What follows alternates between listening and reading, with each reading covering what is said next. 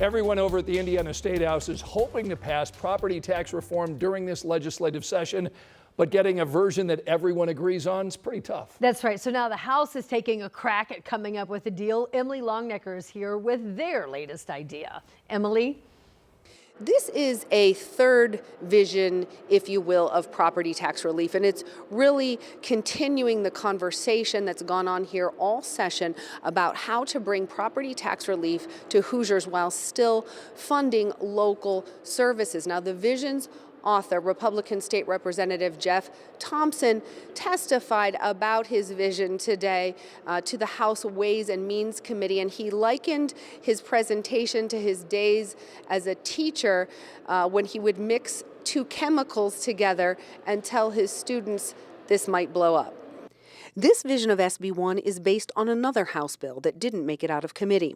Thompson told lawmakers not all the details were in the amendment he presented today. The amendment for SB 1 wouldn't reduce property tax revenue by as much as the governor's version did, but would still dramatically cut property taxes on homes, businesses, and other commercial properties like apartments, multifamily housing, and farms. Under this proposal, the property tax burden would shift more to businesses than homeowners, phasing out the current homestead deduction eventually. It also shifts the revenue stream that pays for local services from property taxes onto local income taxes, something that has this Lake County Library director concerned. We are concerned that there be protections for libraries so that that distribution doesn't cut out libraries or it's reduced, and it causes a problem for us to be able to fund our services. Like other units of local government, if property values are cut, libraries will need a funding replacement mechanism. Governor Braun was asked about the changes to SB 1 and asked if this vision mirrors what he and House Speaker Todd Houston talked about. So I've not looked at the arithmetic because that's difficult to tease out of it without careful analysis.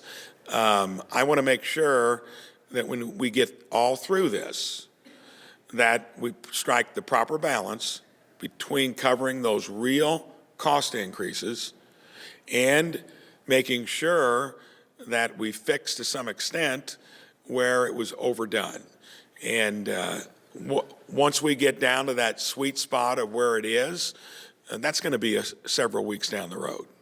And the governor has made no secret of the fact that he is not afraid to veto SB 1 or call a special session if he's not happy with the version that lawmakers arrive at. Now, today's hearing was a discussion only.